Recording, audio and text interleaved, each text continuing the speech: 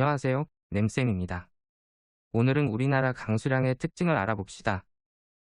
여러분들은 비 오는 날 하면 뭐가 생각나나요? 이렇게 양말이 젖어서 기분 나빴던 경험이 떠오르는 친구도 있을 거고, 아니면 이 맛있는 파전이 생각나는 친구들도 있을 것 같습니다. 자, 그렇다면 서울에 살고 있는 민수는 여름과 겨울 중 언제 양말이 많이 젖을까요? 또 서울에 있는 민수와 대구에 있는 만수 중 누가 1년 동안 비가 더 많이 와 파전을 더 많이 먹을까요? 이 두 문제를 알기 위해 오늘의 주제, 우리나라 강수량의 특징을 알아봅시다. 먼저 강수량이 뭔지 정확하게 알아야겠지요. 강수량은 내릴강, 물수가 합쳐진 단어로 하늘에서 내린 물의 총합을 말합니다. 일단 비가 있을 거고, 눈도 물이 얼어서 내리니까 포함하고, 우박도 포함할 수 있겠지요. 이런 강수량은 대한민국의 경우 1년에 평균 1400mm가 내립니다. 세계 평균 강수량이 880mm이니까 꽤 많이 내리는 거지요. 강수량 지도를 보면 오른쪽에 각 색깔별로 해당하는 강수량을 볼 수 있습니다. 파란색이 진해질수록 강수량이 많은 거고, 갈색이 진해질수록 강수량이 적은 거겠지요. 자, 그럼 첫 번째로 연평균 강수량이 1400mm 이상인 곳은 어디일까요?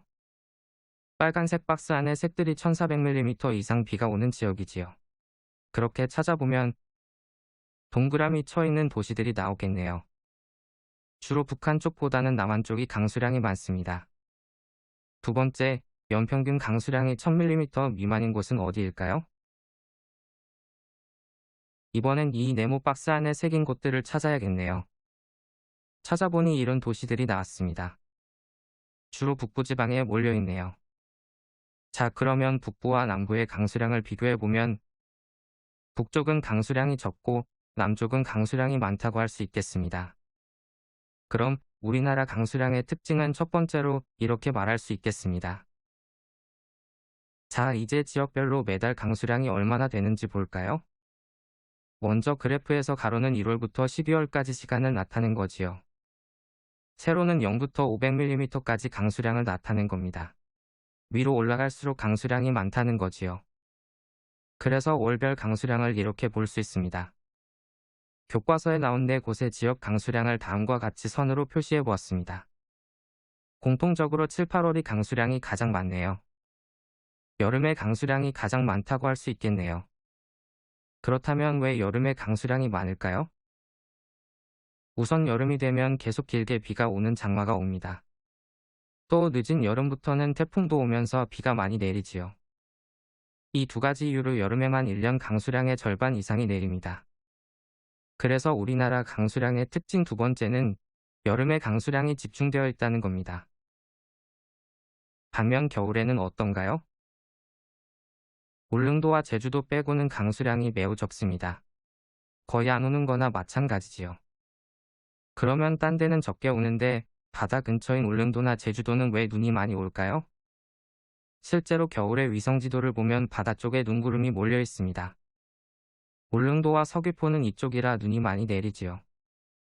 그 이유는 북서쪽에서 오는 찬 공기가 바다의 수증기를 만나면서 눈구름이 형성되는데 바닷가 근처 육지에 눈을 많이 뿌리게 되는 겁니다.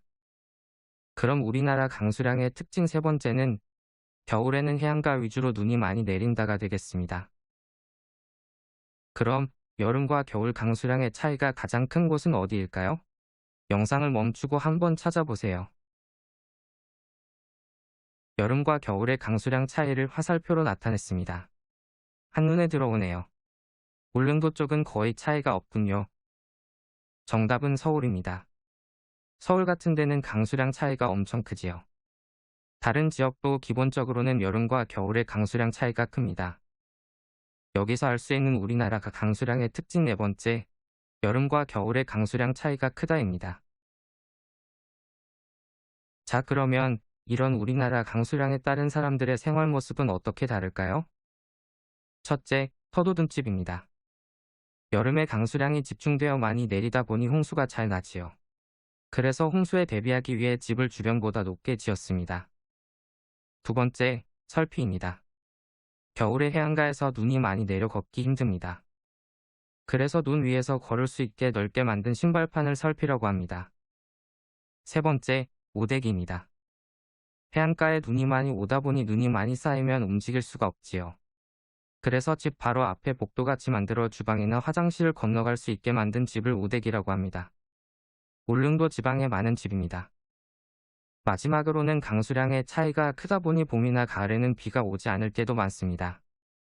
그래서 땅이 말라버리는 가뭄에 대비하기 위해 저수지를 많이 지었습니다. 이처럼 강수량은 우리 생활에 많은 영향을 줍니다. 자, 그러면 오늘 배운 걸 복습해 볼까요? 우선 우리나라 강수량의 특징을 알아보았습니다. 강수량은 북부가 적고 남부가 많았습니다. 또 사계절 중에 여름에 강수량이 집중되었습니다.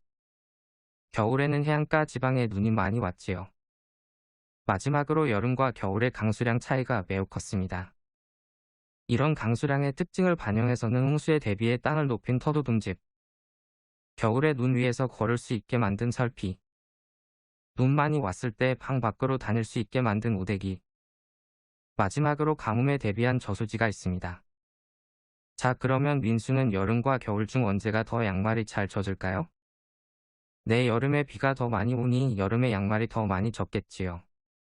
파전 먹는 건 누가 더 많을까요? 비가 더 많이 오는 서울에 사는 민수가 파전을 더 먹겠지요. 여러분들, 이렇게 해서 우리나라 강수량의 특징들을 모두 살폈습니다.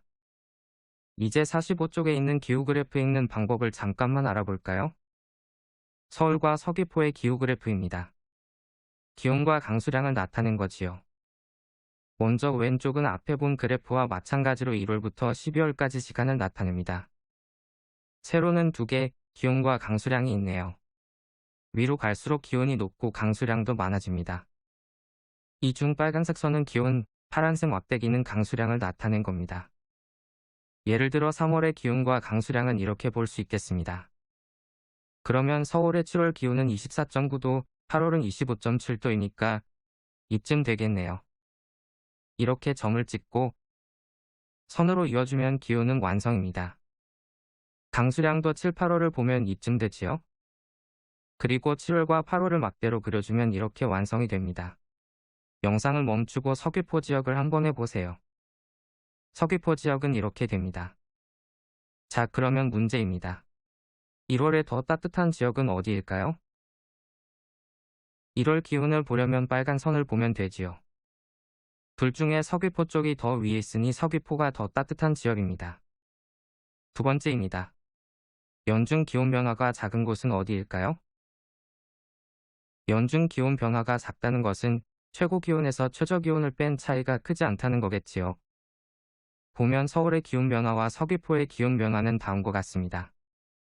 둘 중에서 서귀포가 기온 변화가 더 작네요. 마지막으로 월별 강수량을 비교해 볼까요? 7, 8월은 서울이 압도적으로 많습니다. 대신 나머지는 서귀포가 훨씬 많네요. 이런 식으로 두 기후 그래프를 비교하면 지역마다 기온과 강수량의 특징을 알 수 있습니다. 오늘은 여기까지 하겠습니다. 긴 시간 강의 들어준 여러분들 고생 많았습니다. 우리 모두 다음 시간에 만나요.